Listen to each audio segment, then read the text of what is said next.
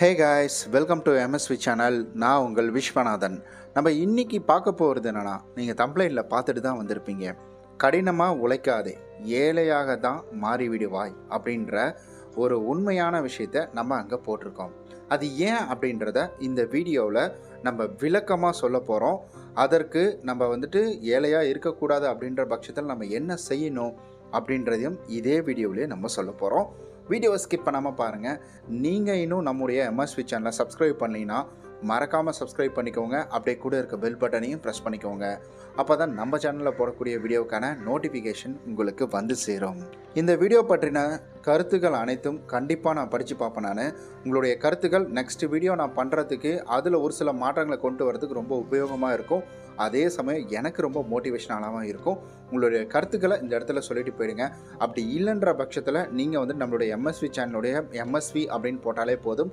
அப்படியும் இல்லைன்னா ஒரு ஹார்ட்டினாவது கொடுத்துட்டு போங்க. சப்ஸ்கிரைப், லைக் இதெல்லாம் பண்ணிவிட்டு இதற்கு ஒரு உண்மையாலும் ஒரு எடுத்துக்காட்டாக இருக்கிறவங்கள நம்ம பார்க்கணும். இதுக்கு நம்ம யாரை வேணால் எடுத்துக்கலாம். இந்த ஸ்டோரியை நம்ம நரேட் பண்ணுறதுக்கு இதுக்கு நிறையா பேர் இருக்காங்க. ஆனால் கொஞ்சம் பாப்புலராக இருக்கக்கூடிய பர்சனை எடுத்தால் நல்லா இருக்கும், நமக்கு புரியும் அப்படின்றதுக்காக நான் இந்த விஷயத்தை கையில் எடுத்துருக்கிறேன். நடிகர் விஜய் சேதுபதி அவர்களை எல்லாருக்குமே தெரியும். நடிகர் விஜய் சேதுபதி யார், அவர் எப்படி படத்துக்குள்ளே வந்தார், எந்த இடத்துல இருந்தார் அப்படின்ற டீட்டெயில் எல்லாமே நமக்கு தெரியும். அதாவது அவருடைய முதல் படம் அப்படின்னு எடுத்துக்கிட்டிங்கன்னா M Kumaran son of Mahalakshmi அப்படின்ற படத்தில் தான் அவர் சும்மா ஓரமாக நிற்கக்கூடிய ரோலில் வராரு. 2004 அவர் சும்மா மைனர் ரோல், அதாவது சின்ன சின்ன கேரக்டரில் நடிக்கக்கூடிய கேரக்டராக அவர் அந்த இடத்துக்குள்ளே வராருங்க. அப்படி அவர் வரக்குள்ள அவரை பெருசாக யாருக்குமே தெரியாது. அவருக்கு சம்பளமே பார்த்திங்கன்னா ஒரு 300 400 இது போன்று தான் அவர் சொல்லிகிட்டு இருந்தார். அவர் எதை நோக்கி இந்த சினி ஃபீல்டுக்குள்ளே வந்தார் அப்படின்னு கேட்டிங்கன்னா, அவர் எடுத்த விஷயங்கள் எல்லாமே ஒரு 10 லட்ச ரூபா நமக்கு பணம் இருந்தால் போதும், அந்த 10 லட்ச ரூபாயை வச்சு லீஸுக்கு போயிடலாம் அப்படின்ற ஒரு மனநிலையில் தான் அவர் இந்த ஃபீல்டுக்குள்ளே வந்திருக்கிறாரு. இந்த ஃபீல்டுக்குள்ளே வராரு. அதுக்கப்புறம் சில வேலைகள் பார்க்குறாரு. சில வேலைகள் பார்த்ததுனால அவர் ஒரு சில டேரக்டரோட கண்ணில் தென்படுறாரு. அதற்கு அடுத்தது 2010, 4 வருஷம் கேப்பு பார்த்துங்க, தென்மேற்கு பருவக்காற்று அப்படின்ற ஒரு படம் ஃபஸ்ட்டு லீடு ரோலில் அவர் நடிக்கிறாரு. படத்தில் பாட்டு ஹிட்டு. படம் ஓரளவுக்கு நார்மலாக ஓடின படம் தான். ஆனால் இவரை ஒரு ஆளாக ஏற்றுக்கக்கூடிய மனநிலை அப்படின்றது மக்களுக்கு வந்துருச்சு. அதாவது இவர் நடிக்கிறதுக்கு ஓகே, ஹீரோ கேரக்டருக்கு இவர் செட் ஆவார் அப்படின்ற மாதிரி. அதற்கு அடுத்தது பீஸா வருது, அதுக்கப்புறம் சுந்தரபாண்டி வருது, அப்புறம் நடுவில் கொஞ்சம் பக்கத்தை காணும் வருது. இந்த நடுவில் கொஞ்சம் பக்கத்தை காணும் பீஸா, இது இவரை டாப்பில் தூக்கி விட்டுடுது. இவரை பற்றி இந்த இடத்துல பேசக்கூடிய காரணம் உங்களுக்கு புரிஞ்சிருக்கும் அப்படின்னு நம்புகிறேன். ஒருவேளை புரியல அப்படின்னா நான் உங்களுக்கு இதில் ஒரு விளக்கத்தை சொல்கிறேன். நடிகர் விஜய் சேதுபதி அவருடைய ஃபேமிலியில் பெருசாக பண வரவு அப்படின்றதெல்லாம் அங்கே ஒன்றும் கிடையாது. அன்றாட சாப்பாடே ரொம்ப கஷ்டப்பட்டு சாப்பிடக்கூடிய குடும்பத்திலிருந்து தான் அவர் வந்திருக்கிறாரு. அதே போல் அவருடைய தகப்பனார் நல்ல கோடிக்கணக்கில் சொத்தோ இல்லை லட்சக்கணக்கில் சொத்தோ இல்லை சொந்த வீடோ இந்த மாதிரி எதுவுமே சேர்த்து வைக்கவும் கிடையாது. ஆனால் இன்னைக்கு இவருக்கு கோடிக்கணக்கில் காரே இருக்குது, இல்லை கோடிக்கணக்குக்கு மேலே வீடும் அவருக்கு இருக்குதுங்க. அதே போல் கோடிக்கணக்கில் பணம் அப்படின்றது சம்பாதிக்கிறாரு. இப்போ பிபியில் கூட 60 கோடி ரூபா இந்த பிக் பாஸை ஹோஸ்ட் பண்ணுறதுக்காக அவருக்கு சம்பளமாக கொடுத்துருக்குறாங்க அப்படின்ற ஒரு தகவலும் பரவலாக இந்த இடத்துல இருக்குது. சரி, ஓகே, நம்மளும் தான் உழைக்கிறோம், காலையில் வேலைக்கு போகிறோம், சாயந்தரம் வீட்டுக்கு வரோம். அது இல்லாமல் டீம் லீடர்கிட்டையும் மேனேஜர்கிட்டையும் நல்ல பேர் எடுக்கணும் அப்படின்றதுக்காக அயராமல் உழைக்கிறோம். எக்ஸ்ட்ரா வேலை வேறு பார்க்குறோம். குடும்பத்தில் ஏதாவது ஃபங்க்ஷன் இருந்தாலும் சரி, ஆடா விடுமா, நான் ஆஃபீஸில் முக்கியமான வேலை இருக்குது, அதை முடிச்சுட்டு தான் வருவேன் அப்படின்னு சொல்லி கங்கணம் கட்டிக்கிட்டு ஆஃபீஸில் அந்த வேலையை முடிச்சுட்டு வரோம். ஆனால் மாசான சம்பளம் கிரெடிட் ஆகிறது. 2 நாள் லீவு பிடிச்சிட்டோம், உங்களுக்கு 2000 ரூபா அங்கே பிடிச்சிட்டோம். ஒரு வேளை 30,000 சம்பளம் வாங்குறவங்களுக்கு உங்களுக்கு அங்கே 2000 ரூபா நாங்கள் பிடிச்சிட்டோம். அதனால் மீதி 28,000 ரூபா, அப்புறம் அந்த இஎஸ்ஐ பிஎஃப் எக்ஸ்ட்ரா பிடித்தெல்லாம் போக மீதி 27,000 ரூபா உங்களுடைய அக்கௌண்ட்டில் நாங்கள் போட்டுட்டோம் அப்படின்ற ஒரு மெசேஜ் உங்களுக்கு வரும்.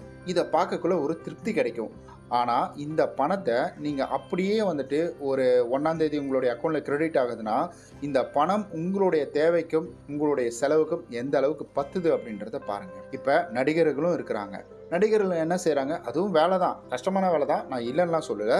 ஸோ நம்ம கஷ்டப்படுறதுக்கு ஒரு பலன் அப்படின்றது நமக்கு கிடைக்கணும். நம்ம எங்கே கஷ்டப்படுறோம், எப்படி கஷ்டப்படுறோம் அப்படின்றது தெரிஞ்சுக்கிட்டாலே போதுமான ஒன்று தான்.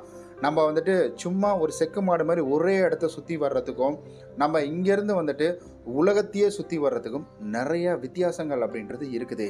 இதே வேலைகளை தான் நடிகர்களும் செய்கிறாங்க. அவங்க என்ன பண்ணுறாங்க, நடிகர்களும் இல்லை, பெரிய பெரிய பிஸ்னஸ் மேன்களும் இதே வேலையை தான் செய்கிறாங்க. முதல்ல அவங்க யார் அப்படின்றத நிரூபிக்கணும். அதாவது பிராண்டு அப்படின்ற ஒரு பெயர் அவங்களுக்கு வரணும். அந்த பெயர் வர்றதுக்காக அவங்க உழைக்கிறாங்க. ஸோ நிறைய பிஸ்னஸ் மேனை எடுத்துக்கோங்க. ரத்தன் டாட்டா மிகப்பெரிய ஒரு உதாரணம். அவர் தான். அவர் வந்துட்டு என்னதான் பணக்கார குடும்பமாக இருந்தாலும் அந்த பணக்கார குடும்பத்திலையும் அவர் ஒரு ஆள் தனியாக தெரியணும் அப்படின்றது ஸோ வந்துட்டு பெரிய கஷ்டமான விஷயம். ஏன்னா நிறைய காம்படிஷன் அப்படின்றது இருக்குது. அந்த இடத்துல இவருடைய பெயர் மட்டும் வெளியில் வருது அப்படின்னா அவருடைய அயராத உழைப்பு தான்.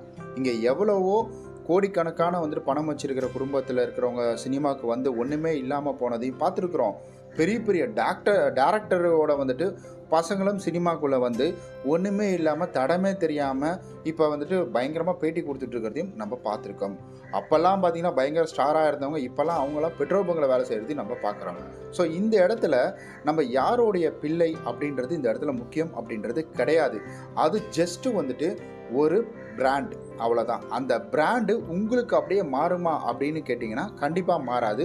உங்களுக்குன்னு ஒரு யூனிக்கான திறமைகள், உங்களுக்குன்னு ஒரு யூனிக் இருந்தால் மட்டும்தான் அது மாறும். நம்ம அப்பா அம்மா பணம் அதிகமாக சம்பாரித்து வச்சுருந்தா நான் இந்த அளவுக்கு வந்திருப்பேன் அப்படின்றதெல்லாம் கிடையாது. நம்ம என்ன செஞ்சோம், நம்ம என்ன முயற்சி செஞ்சோம், சரி ஓகே நாளைக்கு உங்கள் பையன் இந்த கேள்வியை உங்கள்கிட்ட கேட்க மாட்டானா அப்படின்ற ஒரு எண்ணம் நமக்குள்ளே வரணும். நம்ம உழைக்கிறது எல்லாமே கரெக்டு. உழைப்புக்கு பேர் போனதில் நம்மளை அடிச்சிக்க ஆளே கிடையாதுங்க. மனிதர்களை அடிச்சிக்க ஆளே இங்கே கிடையாது. உழைக்கிறதுல நம்ம நம்பர் 1 தான். ஆனால் சரியான இடத்துல உழைக்கிறோமா? நம்ம ஒரு பாறை மேலே ஒரு விதையை போட்டு போகிறதுக்கும் ஒரு மண்ணு மேலே விதையை போட்டு போகிறதுக்கும் நிறையா வித்தியாசங்கள் அப்படின்றது இருக்குது. பாறையில் சின்னதாக தண்ணி ஈரப்பதம் இருக்குது, அதாவது மழை பெஞ்சு ஈரப்பதமாக இருக்குது, அந்த விதையிலையும் தண்ணி போட்டுக்குன்னா அந்த விதையினுடைய ஈரம் வந்துட்டு இருக்கிற வரைக்கும் அந்த விதைக்குள்ளே இருக்கிற வந்துட்டு ஒரு முளைப்பு அப்படின்றது வெளியில் வரும். அதுவே நீங்கள் மண்ணில் போட்டு போகிறீங்க, அங்கே மழை பெய்யுது அப்படின்னா அந்த விதை எந்த அளவுக்கு வேர் ஊன்றி மேலே வந்துட்டு எழுந்து வரும், அதை பார்த்துக்கோம். ஸோ இதுதான் வித்தியாசம். நம்ம சரியான இடத்துல உழைக்காததுனால, சரியான வேலைகளை நம்ம செய்யாததுனால நம்ம என்னதான் கஷ்டப்பட்டு உழைச்சாலும் நம்ம கடைசி வரைக்கும் ஏழையாக தான் இருப்போம். ஏழையாக பிறக்கிறது நம்மளுடைய தவறு அப்படின்றது கிடையவே கிடையாது. ஏழையாக சாகிறது தான் நம்மளுடைய தவறு. இன்னும் ஒரு முக்கியமான விஷயத்த சொல்லிட்டு இந்த வீடியோவை நான் முடிச்சுக்கிறேங்க. பணக்காரங்க, இந்த பிஸ்னஸ் மைண்ட் இருக்கிறவங்க, இவங்க எப்பவுமே இன்னைக்கு நம்ம கையில் 10,000 பணம் இருக்கா இல்லை 1 லட்ச ரூபா பணம் இருக்கா அப்படின்றத பார்க்க மாட்டாங்க. ஃப்யூச்சரில் இன்னும் ஒரு 5 வருஷம் கழிச்சு 10 வருஷம் கழிச்சு நம்ம எவ்வளோ பெரிய பணக்காரனாக இருக்க போகிறோம் அப்படின்றத தான் பார்ப்பாங்க. அதுவே ஸோ ஏழையாக இருக்கிறவங்க யோசிக்கக்கூடியது என்னென்னா இப்போ இருக்கிற பிரச்சனை முடியுதா அப்படின்றத யோசிப்பாங்க. அதனால தான் இன்னும் நம்ம அந்த கோட்டுக்குள்ளேயே நம்ம இருந்துகிட்ருக்கோம். அதெல்லாம் தாண்டினா மட்டும்தான் நம்மளும் பணக்காரங்களாக ஆக முடியும். நம்மளால் ஒரு கோடீஸ்வரங்க, ஒரு முகேஷ் அம்பானி மாதிரி வந்துட்டு ஒரு மிகப்பெரிய ஒரு ஏரியாவில் பலாயிரம் கிரவுண்டு சதுரடியில் பெரிய வீட்டை கட்டிக்கிட்டு நம்மளால் வந்துட்டு பல ஃப்ளோர்களை வச்சுக்கிட்டு டாப் ஃப்ளோரில் வந்துட்டு நம்ம ஹெலிகாப்டர் லான்ச் பண்ணுறதோ இந்த மாதிரி இருக்க முடியும் அப்படின்றது நான் சொல்ல வரல, இருக்கணும்னு சொல்ல வரல. ஆனால் அடுத்தவங்ககிட்ட கை நீட்டி காசு வாங்காமல், கடன் வாங்காமல் நம்மளுடைய வாழ்க்கையை நமக்கு பிடிச்ச மாதிரி சந்தோஷமாக நம்மளுடைய குடும்பத்தில் இருக்கவங்க, நம்ம குழந்தைங்களாக இருக்கட்டும், நம்ம மனைவியாக இருக்கட்டும், கேட்ட விஷயத்தை கேட்டபடி வந்துட்டு வாங்கி கொடுத்துட்டு இருக்கிறது தான் ஸோ நமக்கு பெருமைக்குரிய விஷயம்.